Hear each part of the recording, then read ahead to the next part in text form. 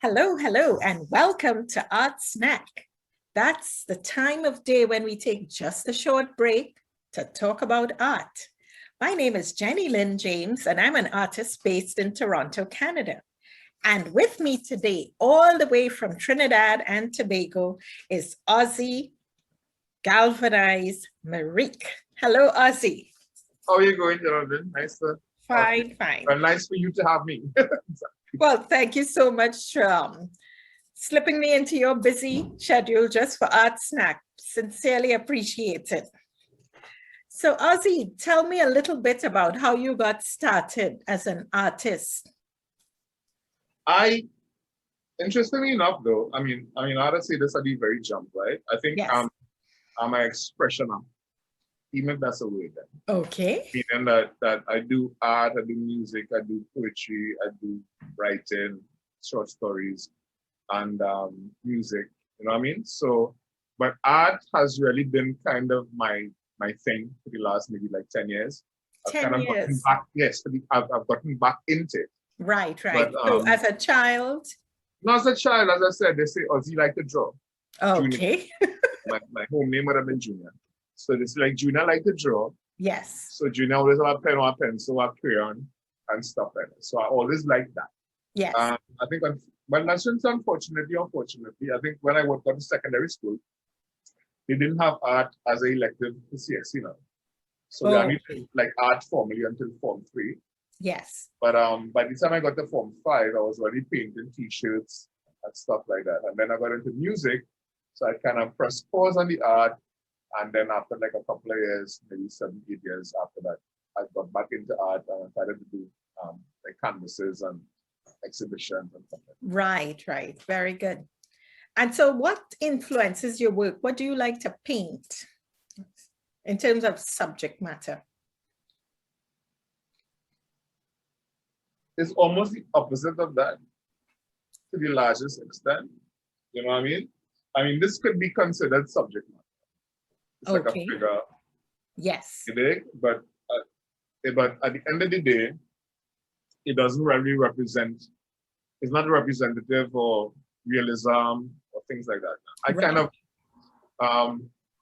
kind of probably lean away from the realism. Yes. And more abstract work then. Kind of, yeah. Yes. So at the end of the day, I think to me, painting is partly an understanding of self. Yes. Understanding of environment and society, understanding of family, understanding of emotion. And when all of those things come together, I am surprised sometimes when the painting comes to life. Okay. So that's kind of my process. Yeah? Yes. I let myself go, make myself the vessel, and then whatever comes through me, yes, whether from the ancestors or from my experiences and wherever. So sometimes when people say, what that mean? I say, well, you tell me what it means, because I've done my work. Right. I've done my work. Right. Yes, I have a similar process to when I sit in front of the canvas. What comes out is what we get. Exactly, you can't talk to the canvas. Whatever comes out, that's what we get. Yeah, exactly. And so what medium do you use? Is it acrylic paint? I'm primarily acrylic on canvas. Yes. I've experimented a little bit with watercolors. I want to get back into it. Actually, strange enough, for the last couple of days, I'm thinking, okay, because I have some watercolor paper, but I only have acrylic paints. Ah. I say, well, why can't I use acrylic paints on watercolor exactly. paper? I'm going to Google it and find out, is that a rule? Because I think I can, though. I think I can. Of course, and why not? I can, bleed off some colors and create something on that paper. That's right. Mm-hmm. So, well, let us see a few pieces of your work. Please show me what you have there. Well, I have a few here. Now, that's some of the smaller pieces, right? Yes. But I'm going to send you some of the a video. Yes, and we'll look at the big pieces in a minute. This is like, I don't know if you can see it. It's like figures in the mist. Okay. Yeah. And what would you call this one? Between you and me, I just call it 4. Okay. Because there's 4 figures in the midst. Yes. So, and to me, it kind of represents, I have a very, I have a concern in terms of where things meet, right? If the spirit world meets the real world, there must be a bit of a blur. Okay, right. Right? So if like in dreams, Yes. if spirits come to you, or your ancestors come to you, or your grandmother come to you, it may not necessarily be contrast. It might be a bit of a kind of smoothness and a kind of smoke. Yeah. Right. So I'm going to I try to express that.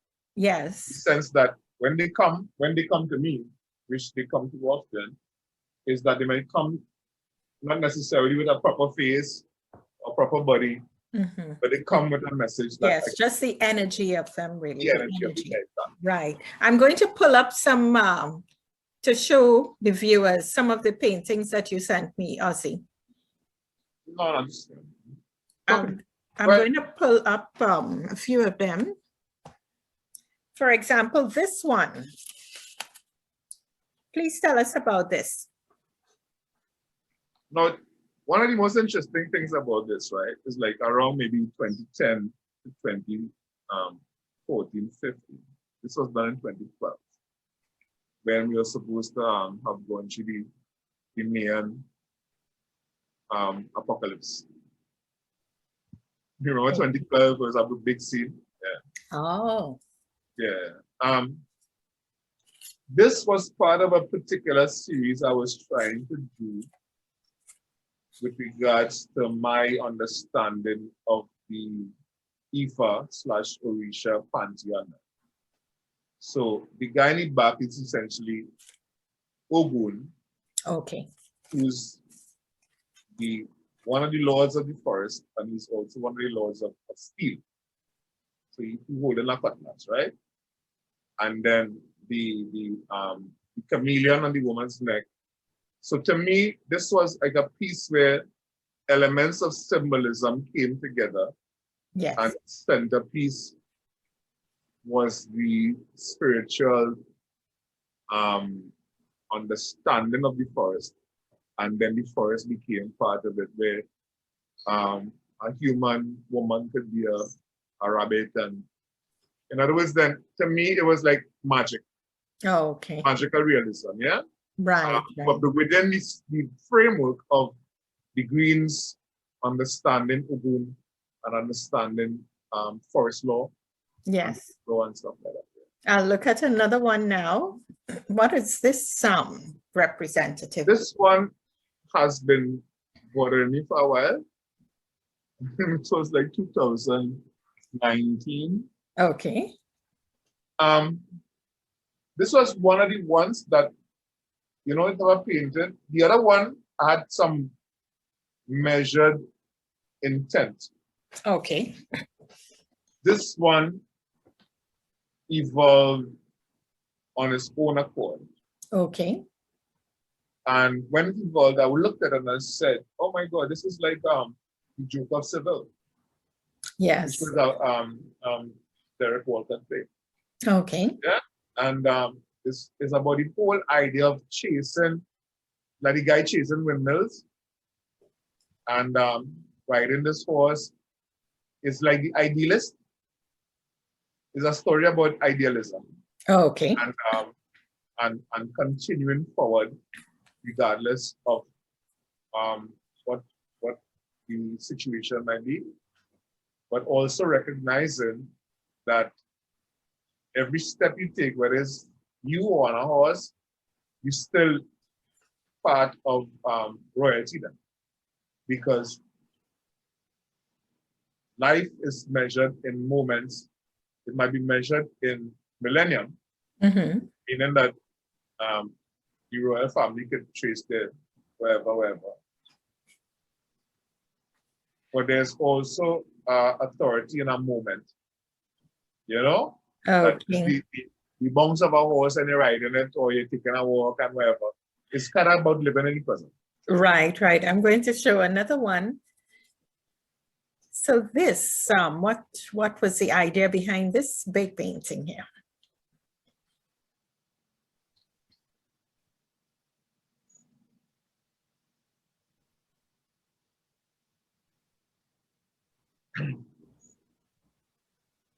Thinking about this one, I was thinking about the Sphinx.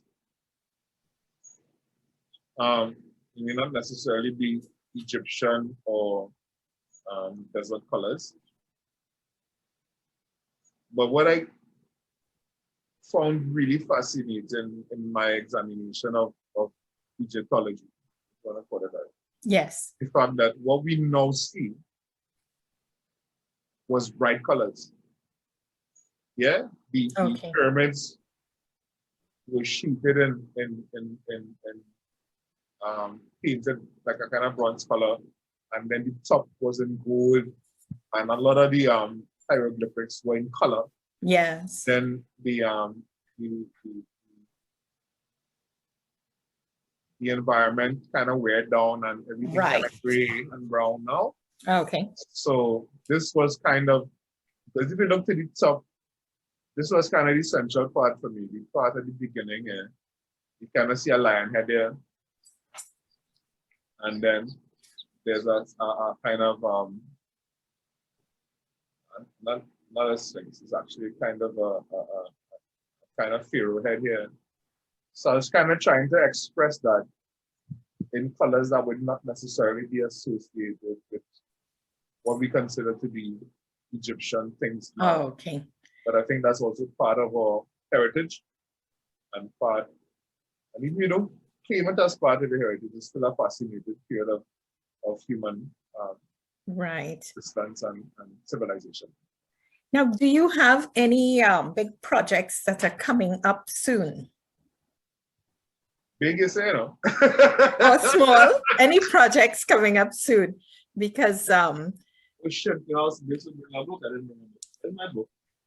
Because we have to you gotta wind up in a bit. I know. Yes. Just sharing these so the viewers can see. I just gotta get it. Here we're going on, right? Yes. So I have a book out, right? It's called Still Cotton Island.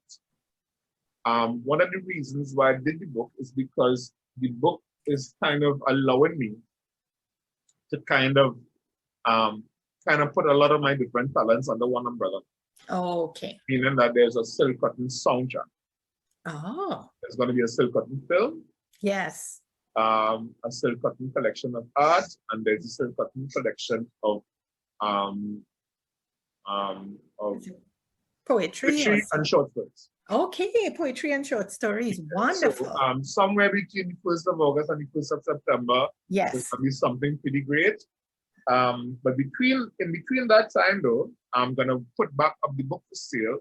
Yes. So because I realized something about social media is not always, doesn't always allow you to like do a day. So tell the viewers where we can find your art and find the book and all that. Let's know. Yeah, well, the easiest place is my numbers. 868-723-5040. Okay. Right? So other than that, Facebook, yes. Ozy Galvanize Merrique. But I also have like 3 other pages, which is Galvanize TV, Galvanize Art and Music Studio. Yes. And I also work under a film company called Testfire Media. Okay, so thank you so much for joining me on Art Snack today. Sincerely appreciate it. And viewers can tune in next time for another surprise guest on Art Snack. You can find my work also at JennylyndJames.com/art and Facebook and Instagram at Art by Jennylynd James. That's Art by Jennylynd James. Bye-bye for now.